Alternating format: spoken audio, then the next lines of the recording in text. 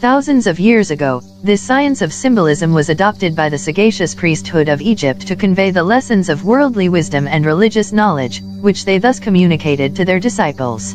Their science, their history, and their philosophy were thus concealed beneath an impenetrable veil from all the profane, and only the few who had passed through the severe ordeal of initiation were put in possession of the key which enabled them to decipher and read with ease those mystic lessons which we still see engraved upon the obelisks, the tombs, and the sarcophagi, which lie scattered, at this day, in endless profusion along the banks of the Nile.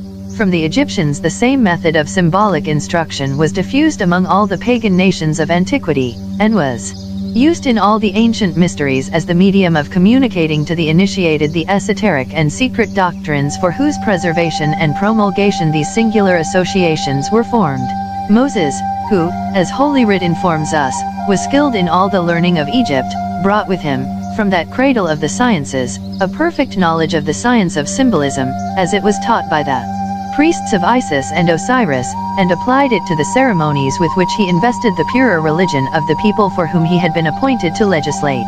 Hence we learn, from the great Jewish historian, that, in the construction of the tabernacle, which gave the first model for the temple at Jerusalem, and afterwards for every Masonic lodge, this principle of symbolism was applied to every part of it. Thus it was divided into three parts, to represent the three great elementary divisions of the universe: the land, the sea, and the air.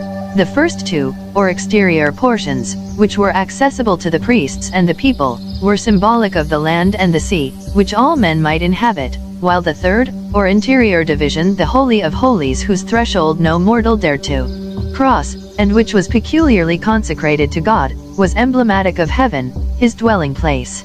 The veils, too, according to Josephus, were intended for symbolic instruction in their color and their materials. Collectively, they represented the four elements of the universe, and, in passing, it may be observed that this notion of symbolizing the universe characterized all the ancient systems, both the true and the false, and that the remains of the principle are to be found everywhere, even at this day, pervading Masonry, which is but a development of these systems. In the four veils of the tabernacle, the white or fine linen signified the earth, from which flax was produced, the scarlet signified fire, appropriately represented by its flaming color, the purple typified the sea, in allusion to the shellfish murex, from which the tint was obtained, and the blue, the color of the firmament, was emblematic of air. It is not necessary to enter into a detail of the whole system of religious symbolism, as developed in the Mosaic ritual. It was but an application of the same principles of instruction that pervaded all the surrounding Gentile nations, to the inculcation of truth. The very idea of the ark itself was borrowed, as the discoveries of the modern Egyptologists have shown us, from the banks of the Nile, and the breastplate of the high priest, with its Urim and Thummim, was indebted for its origin to a similar ornament worn by the Egyptian judge. The system was the same, in its application, only did it differ. With the tabernacle of Moses, the temple of King Solomon is closely connected, the one was the archetype of the other.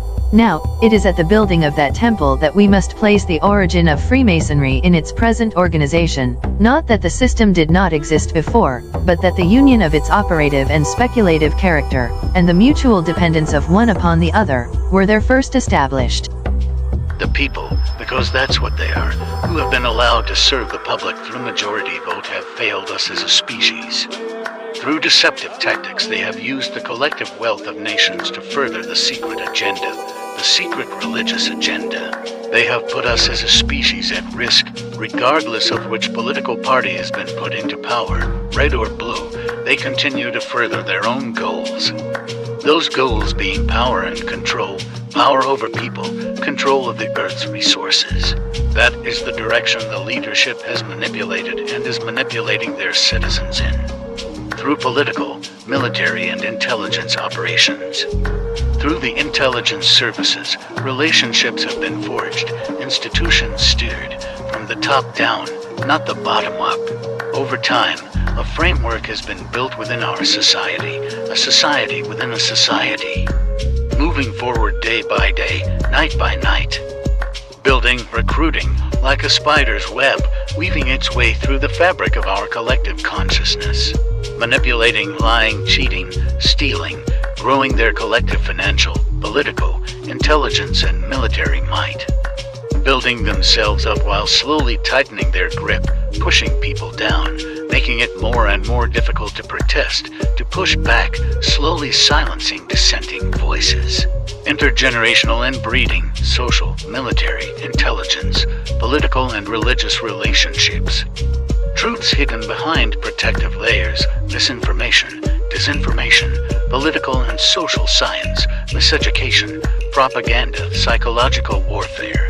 Through use of the news and social media, movie and music industries, through influencers, adverts, voices, pictures, symbols, those protective layers, through group psychology, social experiments, segregation from the group, through pigeonholing, gaslighting, gang stalking, through satire, bullying, pointing fingers, discrediting, hearts and minds have been broken.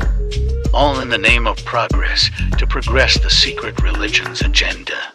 The human race is being intentionally held back by a religiously fanatic class of men and women, controlling and suppressing the awareness of historical, archaeological, spiritual, emotional, scientific and technological enlightenments, being distracted by materialistic mind-numbing entertainment, where a few benefit from the naivety of the many. Men, women and children groomed into idolizing from birth, born into an eternal cycle of wanting, into a game where all the odds are intentionally stacked in the dealer's favor. A rigged game of snakes and ladders. A game of Monopoly where the banker always wins. Born into a cannibalistic control system, governed by men and women whose only objective is the survival of their system at all cost, regardless of how many innocent souls are devoured. A system where energy, focus and finances is on death above life. A world where information, money, gold, precious metals, oil, gas, food and water are used as weapons in a perpetual war of death and rebirth. A sadomasochistic world where the many live to suffer and sacrifice for the few. Money, the greatest single mistake the human species has ever brought into being. In this world, nothing can progress without it.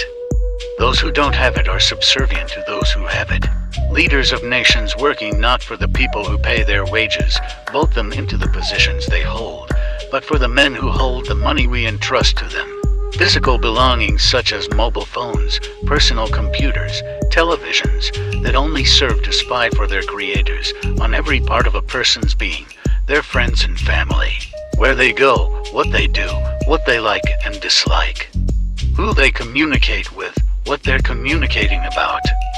Sold, bought, objects built to fail, as weapons for as long as they last. This secret religion permeates through every part of our being. Its members have ingrained its symbols in every part of our societies, its members forcing their fanatical beliefs on us without consent. Every time you turn on their TV, listen to their radio, to their music, browse their websites, wear their clothes, interact with their companies, you further their religious agenda. There are children that have never returned home, and we cannot have that in any society. It's crimes against humanity in our case. The schools were open until the 1970s. Now, excavation work in their grounds is discovering the bodies of their pupils.